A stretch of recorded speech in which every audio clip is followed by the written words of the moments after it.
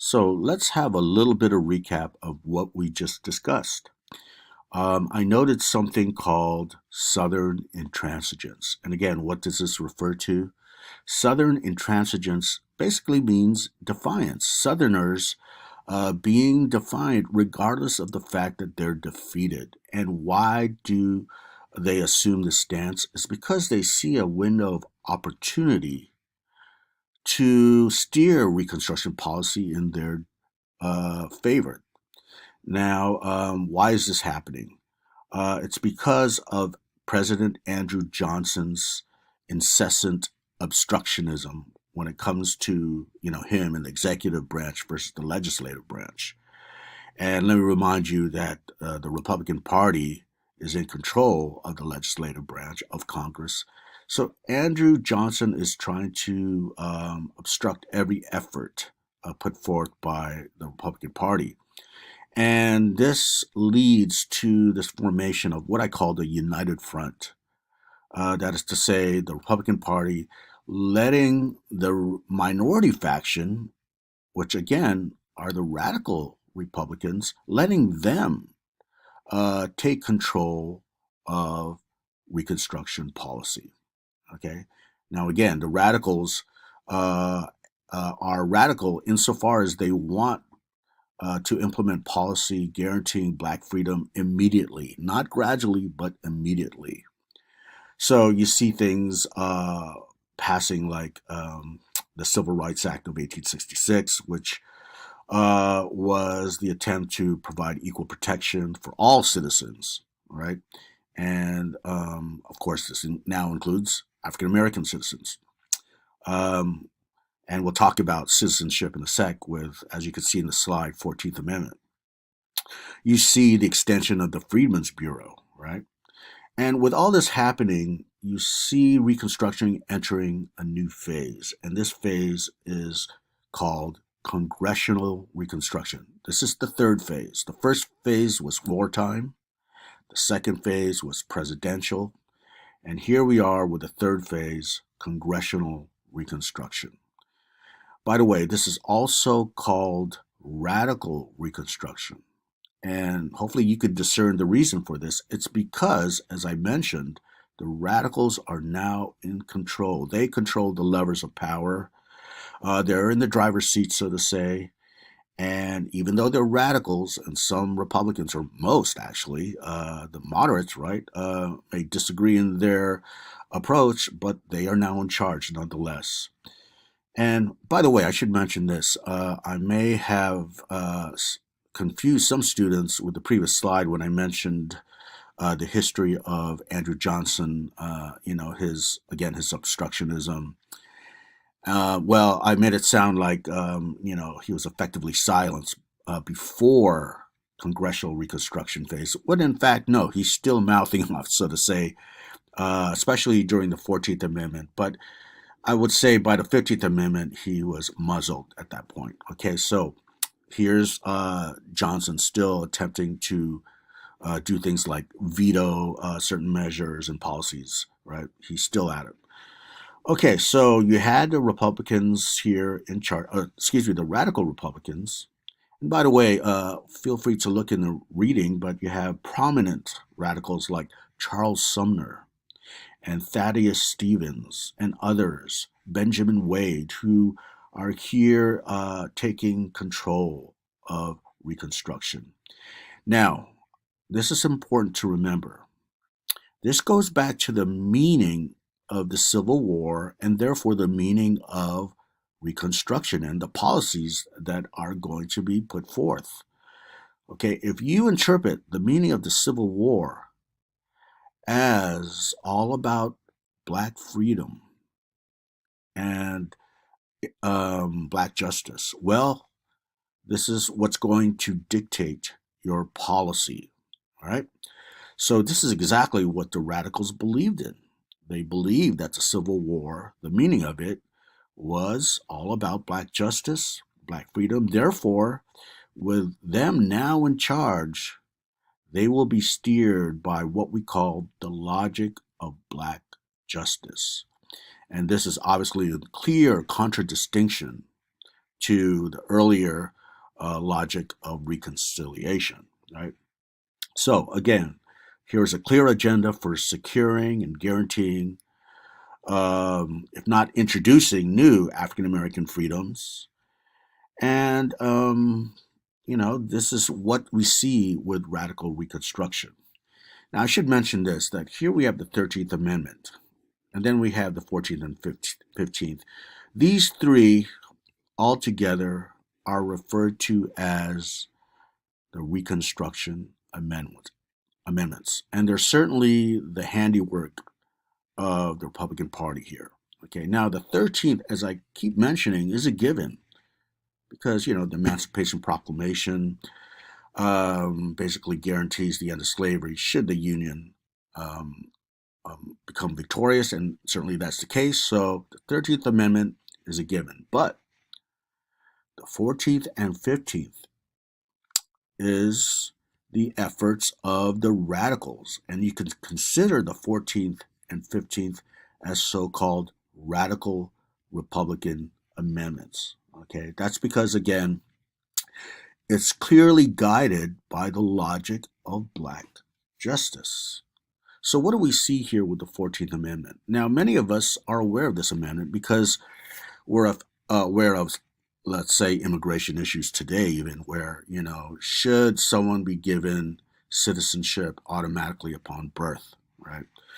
And for some, this is a contentious issue in our country. Well, when you think of how it applies to the end of slavery and to, nearly 4 million freed persons during this time, you could see how this is sort of an indirect way of giving African Americans or ex slaves, right, the right and the freedom of citizenship. Now, let me say this, that even before the Civil War, in fact, stretching back to 1789, which is when our Constitution was ratified, there's no mention of slavery per se in that document. And in fact, many of our laws. Okay. Why? It's because our founders wanted to kind of tap dance around this issue. They don't want to address it or acknowledge it in a frontal fashion within our founding documents. Okay. Slavery is largely seen as immoral back then, but we still have it. And if you took History 101, you're probably aware of this conflict going back to the 18th century. In any case, in keeping with this tradition of not addressing slaves, uh, let alone African American slaves, or what they called Negroes back then, here's their way of indirectly providing citizenship, the right, the freedom of citizenship to African Americans after the Civil War. They basically announced this: if you're born within the United States of America, you are automatically conferred citizenship. Okay, so again, rather than stating all African American ex slaves have citizenship, the right to citizenship, they'll just do it in an oblique manner, if you will, right? An indirect way of granting them citizenship. In a way, this is in keeping with that older way of not addressing slavery, Negro slavery, that is, to be more specific. Now, the 14th Amendment is not only birthright citizenship, there's also something called the Equal Protection Clause. And again, this is the attempt to protect African Americans from, especially the black codes, right, and other things that are happening in the South, namely um, uh, what we could call extra legal violence. And we'll talk about that soon. But the Equal Protection Clause basically is stating that states and their state laws cannot deny citizens, and of course, this now includes African Americans, right? Cannot deny citizens equal protection under the law. So here's the federal government asserting its power over state governments and state laws in the South, again, that, basically saying you can't pass laws that that are infringing and abridging the rights of ex-slaves.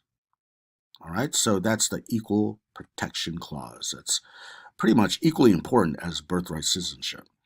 All right, so now the 15th Amendment is basically giving the right of suffrage to African American males. Okay, and suffrage, of course, refers to voting rights, the right to the ballot. So, as stated here, it prohibits state governments, again, right, southern state laws and so forth.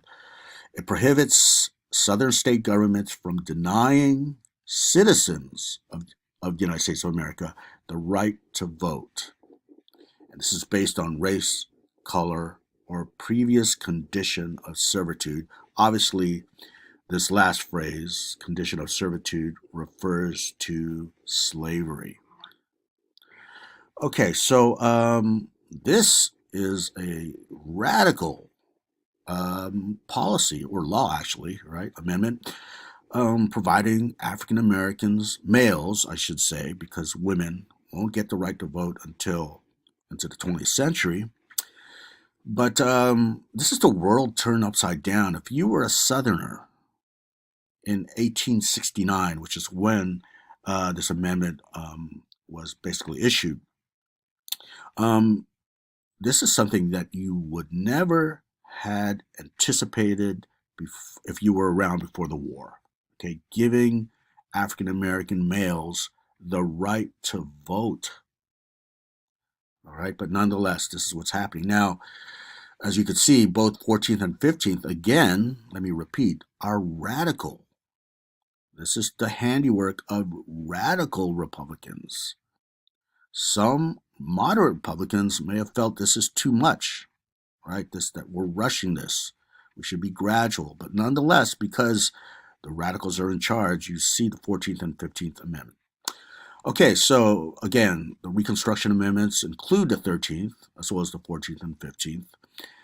And I should mention this, that it's important to note that the 15th Amendment and the debates that swirled around black suffrage, male black suffrage during this time, well, take a note here. It says race, color, or previous condition of servitude. Nowhere is it mentioned sex or gender, that is.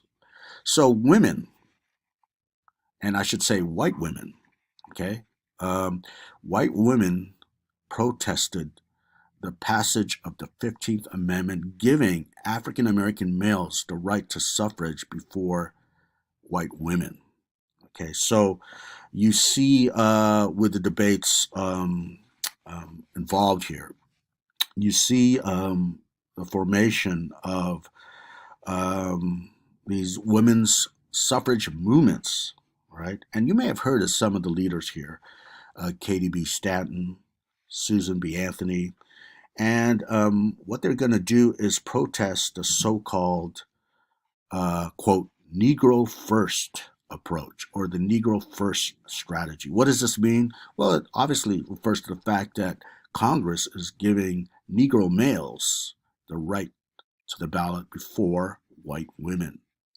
Okay, so you see the formation of something called the Equal Rights Association of 1866. And please refer to the textbook. It's actually going to split the women's suffrage movement between those who wanted immediate suffrage, women that is, white women, and those who felt otherwise, okay, or departed at least in the strategy.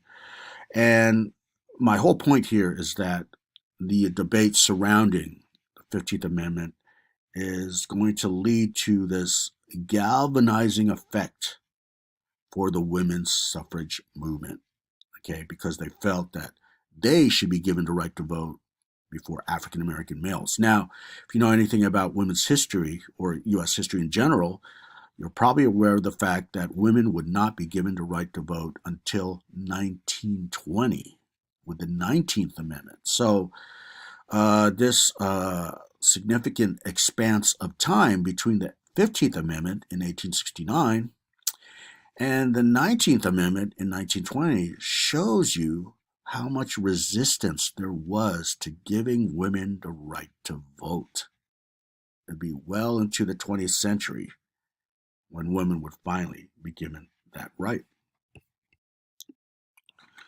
Now, another important policy that was advanced by the radical Reconstruction members is something called the Military Reconstruction Act of 1867. Well, there was this question here after the war. Should the Union Army completely withdraw now that the war was over, or should they remain in the South?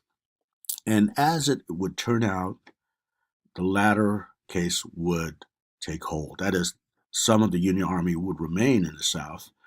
It's largely due to what I just mentioned, this act, this Military Reconstruction Act. And basically, what happened here is the South was divided. That is to say, the ex-Confederate states minus one. So you had 11 states. One was admitted already. So you had 10 remaining Confederate states that were not fully reconstructed, so to say, and they were put, they were arranged into 5 military districts. Each district in charge by a Union general and his army. And the function of the military here was to oversee things like voting registration, to make sure African Americans were not denied the right to vote, right? To make sure the proper delegates were elected to conventions, to make sure that these new state constitutions in these southern governments provided for black suffrage again. So, what you have here is military rule of the South. And by the way, if you were Southerners, obviously you resented this greatly. You called it, quote, bayonet rule, unquote. But again, historians note this, that it wasn't the case that every day you had the Union Army marching through the streets of southern towns and cities and so forth. Actually, the Union Army was mostly confined to their military installations. It was not under this harsh military dictatorship by these generals, so to say. But if you're a Southerner, that's exactly how you felt. Okay. Of course, President Andrew Johnson vehemently vetoes this, as with other things, right? And again, this is going to lead to his eventual impeachment. Okay, so that's what you have here. In summary, you have policies such as what I mentioned, the Civil Rights Act of 1866. You have the extension of the Freedmen's Bureau. You have what we call the Reconstruction Amendments, the 13th, 14th, and 15th. You have the 1867 Military Reconstruction Act.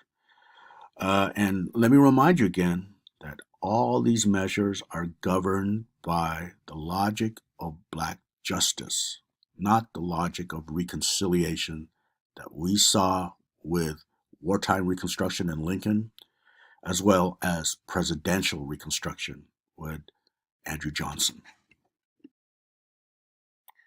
Now, when you think about the lists of these various policies during radical Reconstruction, it should be obvious to us that one thing is conspicuously absent, and that's this: the provision of land to ex-slaves. There is no law, no provision given for land redistribution, in other words.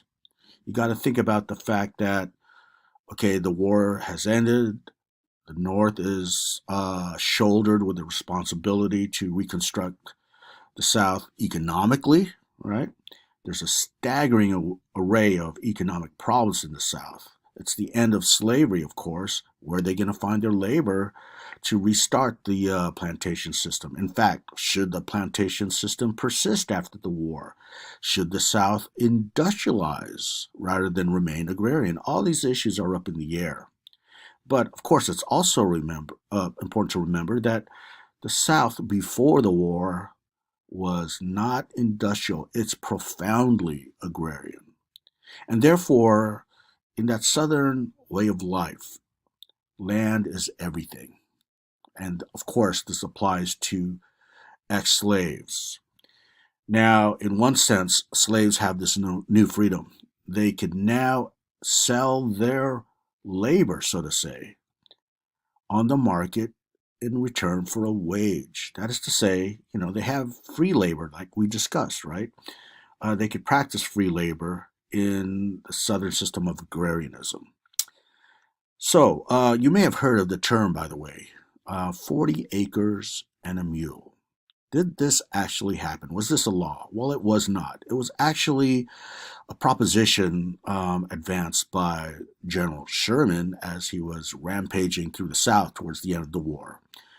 And he felt actually under the influence of some radical Reconstructionists in Congress that the ex-slaves should be given 40 acres and a mule to, if you will, jumpstart their new economic lives as free people. This never materialized. It was, of course, met by opposition by President Johnson. And basically, to make the long story shorter, ex-slaves never received land. Now, let's remember the case of Wyatt Bailey, who clamored for the right of land. He felt it was a God given right, right? Morally and politically. It was their right to have land. So, what happens economically in the South, especially in terms of economic relations between ex slaves and white Southerners who owned land? Well, this is what eventually actualized economically. It's a system called sharecropping. All right, sharecropping. And what is sharecropping? Imagine this scenario. You are a newly freed slave. You can now um, earn a wage, right? You could sell your quote labor on the market for a wage. In other words, this is again free labor, not slave labor. So in the beginning, after the war, this indeed happened. Right? You see Southern landowners, of course, wanting to restart their economic lives. Right? Where are they going to find labor if they no longer have slaves? Well, they will hire ex-slaves as wage laborers to work on their land. And they'd come to an agreement, which looked kind of fair in the beginning, okay? Something like this, that I, the Southern landowner, agree to hire you, the ex-slave, to work on my land. In return, you have to provide, let's say, half of your cultivation during a period of time, right? Okay, so this was the initial agreement between blacks and whites there.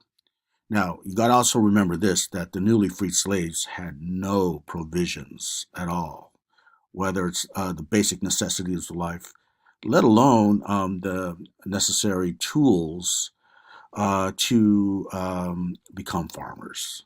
All right, not to mention mules and beasts of burden, so to say. So they had to go to the local country store. And even then, the country store had to agree to provide ex slaves with these provisions: clothing, food, plows, and then, of course, mules from other sources. And they would attach a exorbitant interest rate on that. Okay, by the way, this is called the crop lien system. Crop LIEN system. Okay, so imagine this. After a certain cultivation is met by these newly freed blacks agriculturalists, they have to pay the landowner plus the store owner. But what they discovered is that left them still very poor. In fact, usually their cultivation goals were not even met, so they still had to pay half their crop yield plus the store with its exorbitant interest rate. So eventually, what happens is, through the years, it comes to the point where, because they have to always pay back what they owed, they became trapped in a cycle of perpetual debt, to the point where sharecroppers, again, this is the name of the system, their sharecroppers were under a state of what's called debt peonage. Okay, case you're not familiar with that term, it's spelled Peonage. Peonage, debt peonage.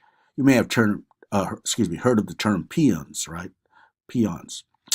But if you're within a state of debt peonage, basically you're working for free here in the sharecropping system, right? Because you're trapped in a cycle of perpetual debt.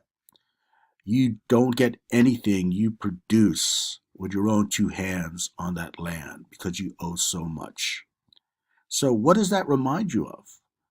If you're not gaining anything from all your efforts on the land that you're working on, what is that? It's slavery.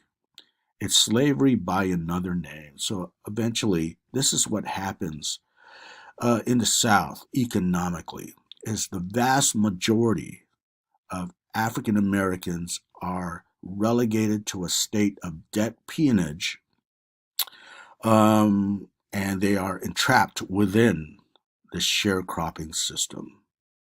And again, this is slavery by another name because they're working eventually for free, right? Because they have to pay back their debt. And by the way, the sharecropping system will last well into the 20th century.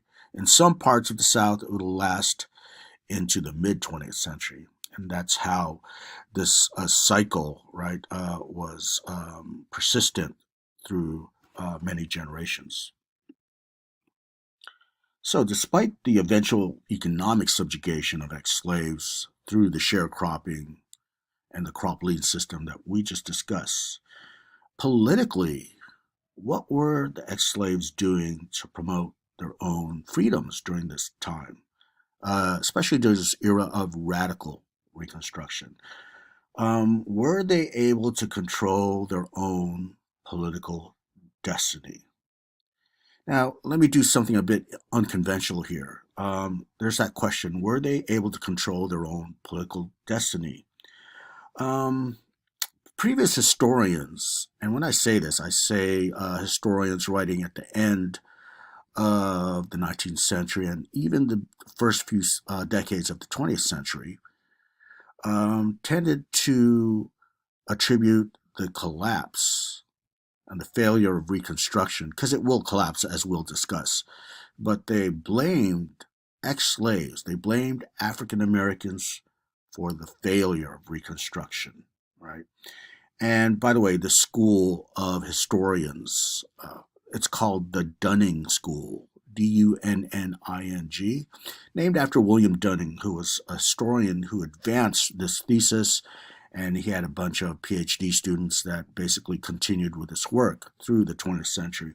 And what was the whole premise, just to reduce it down to its core element? What was the whole premise of the Dunning School? It's basically this, that again, the reason why Reconstruction failed is because of African Americans themselves. They refer to something called, quote, Negro incapacity, unquote. What does this mean? According to the Dunning historians, it meant that African Americans couldn't handle all the freedom that was thrust upon them overnight. They simply were ill prepared. They didn't know what to do, and there's certainly an element of racial inferiority suggested by the Dunning School historians, right? That they're just not advanced enough to practice the arts of democracy. Okay, so this is again this notion of Negro incapacity, and I will post an interesting clip from a movie on Canvas, and this movie will show the influence of the Dunning historians, right? So this was the prevailing view held by historians here in the United States until you had this maverick scholar, if you will, and you may have heard of him, W.E.B. Du Bois, Dubois, and we'll talk about him later in this course, but he's a very important African American intellectual. He's the first PhD graduate from Harvard, and he became, again, an activist for African American freedoms and so forth, right? An intellectual. And he basically argued that the Dunning School is way off the mark, that if they looked further into Black life, they would have seen an impressive amount of Black agency. Now, there's our term again, agency, right? This idea that through free will, you could shape the destiny of your own lives or the outcome of history itself. So, what Du Bois is emphasizing is Black agency. And again, this is in refutation of the Dunning School, who basically are arguing they didn't know how to handle all the agency that was thrust upon them, right?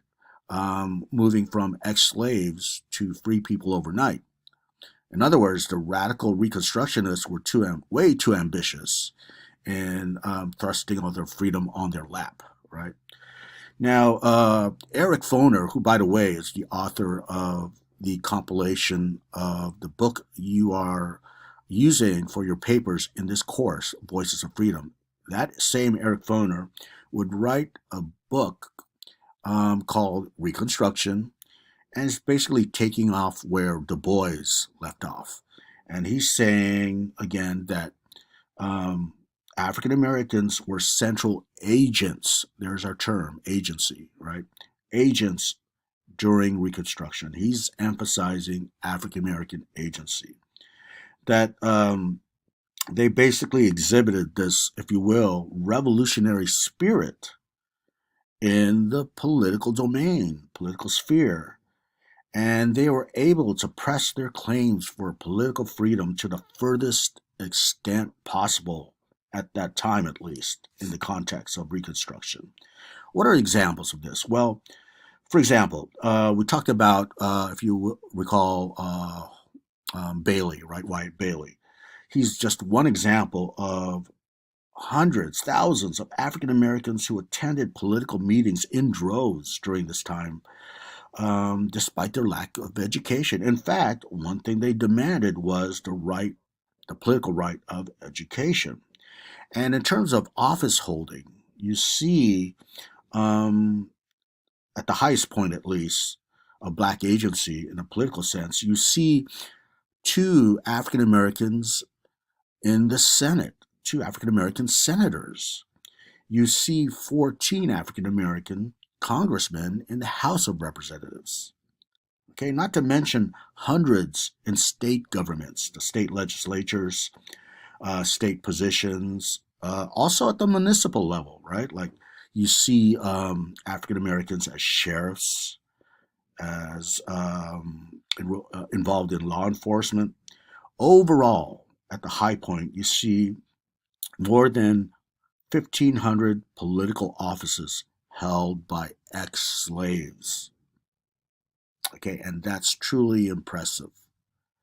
Now, what led to the collapse of this high point? We'll discuss that very soon towards the end of Reconstruction, the lecture material. But one thing I want to emphasize at this point is, again, the agency of African Americans, that they were able to expand their sphere of freedom to the outer limits possible. Uh, to use the words of Foner, what happened was, quote, an interracial democratic political order, unquote. Okay. So at this point, you see Black participation through the expression of their agency as something truly revolutionary.